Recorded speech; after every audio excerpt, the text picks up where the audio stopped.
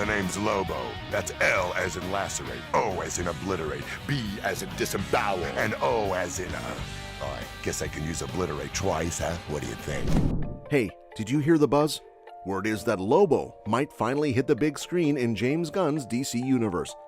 Now's the perfect time to dive into his wild journey toward movie fame. Even though Lobo's not exactly a mainstream comic character, he's got that special something that just hooks you in. Picture this: a towering, blue-skinned biker with a knack for grabbing attention and never letting it slip away. He's been all over the DC universe, from rubbing shoulders with the Justice League to throwing down with Superman over a bet. And you know what? There's still plenty more where that came from. Originally meant to poke fun at those super serious superhero stories from the 90s, Lobo has turned into a real gem in the DC lineup. He's quirky, he's tough, and he's got fans cheering for more.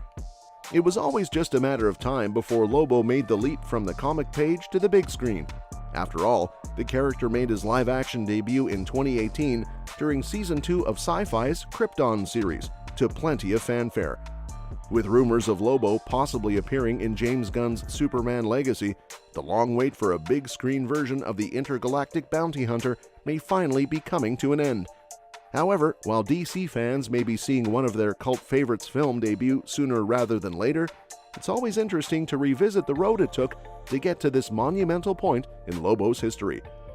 But first, who is Lobo, and what power does he have to pose a threat to almighty Superman in the new movie? Lobo is a notorious and ruthless bounty hunter known throughout the comic book universe. He lives by a strict code. Once he accepts a contract, he sees it through to the end, no matter the cost or risk to himself. His strength is virtually immeasurable, fluctuating depending on different interpretations by comic book writers. Sometimes he's just slightly stronger than a human, while in other instances, he's shown strength rivaling that of Superman himself. He's even been able to match the strength of formidable beings like Etrigan the Demon. In addition to his immense strength, Lobo possesses superhuman durability, allowing him to withstand intense physical punishment. While he's been shown to be injured by conventional weapons in some situations, he's also survived battles with Superman and endured the vacuum of space without harm. His accelerated healing factor ensures that he can regenerate from injuries at an incredibly fast rate, making him functionally immortal. Lobo is a highly skilled combatant, proficient in various forms of combat, both armed and unarmed. His weapon of choice is a large titanium alloy chain with a gutting hook, but he's also adept with explosives and firearms. Despite his brutish demeanor, Lobo has a genius-level intellect when it comes to destruction and violence. He's capable of creating deadly viruses and antidotes, and in one instance, he wiped out an entire planet as a school science project. He travels through space on his own invention, the Space Hog, a spacefaring motorcycle equipped with advanced technology.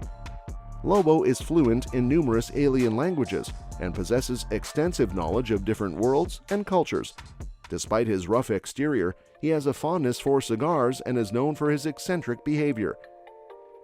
While it's unclear whether all of Lobo's abilities are common among his race or unique to him, he's undeniably one of the most formidable beings in the universe. Now, let's talk about his journey to the big screen, starting with Guy Ritchie's attempt to bring Lobo to the big screen in 2009. Back then, there was buzz about Guy Ritchie, the awesome director behind Sherlock Holmes, gearing up for a new project, a Lobo movie. It sounds promising, especially with big names like Akiva Goldsman and Andrew Rona backing it up, and Joel Silver handling the script. The plan was to start filming in 2010, but here's the twist. The Lobo flick never got off the ground. It seems Ritchie got sidetracked by wanting to jump into a Sherlock Holmes sequel right away, cashing in on the success of the first one, which was a hit at the box office. A Guy Ritchie version of Lobo would have been pretty cool, don't you think? Just imagining the wild visuals alone is enough to get excited about. What makes it even more intriguing is looking at the landscape of DC movies back then. In 2009, everyone was still raving about Christopher Nolan's The Dark Knight, which was like the gold standard for superhero movies. Meanwhile, Ryan Reynolds had just signed on to play Hal Jordan in Green Lantern, which hit theaters in 2011. And who knows, maybe there were even talks about having Lobo cross paths with Green Lantern in some epic cosmic showdown. It's a shame we never got to see how that would have played out.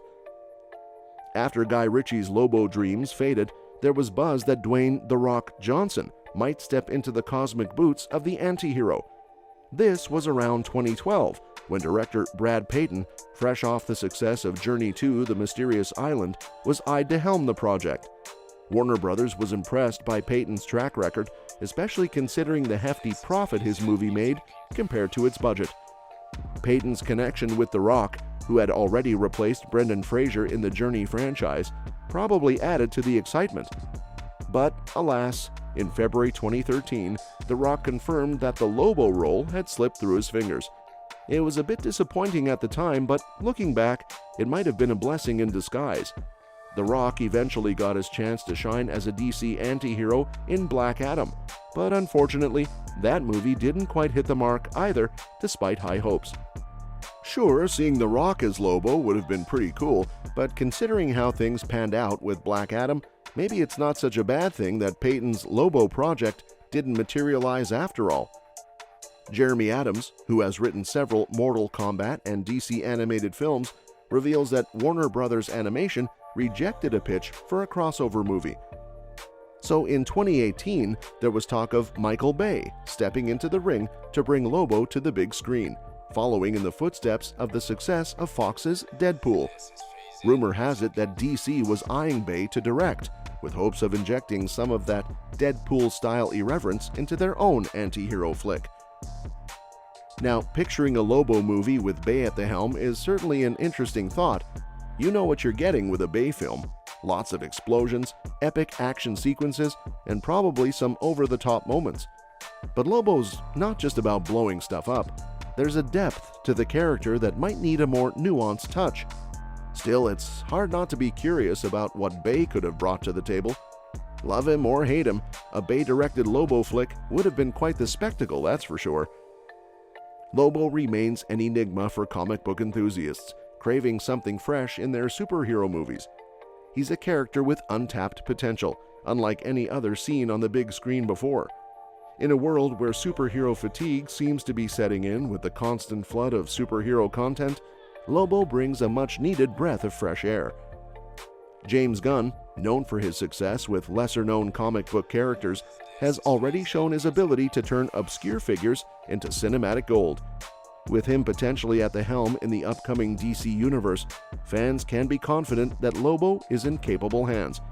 So, for those eagerly awaiting Lobo's debut, there's reason to be optimistic about what's to come.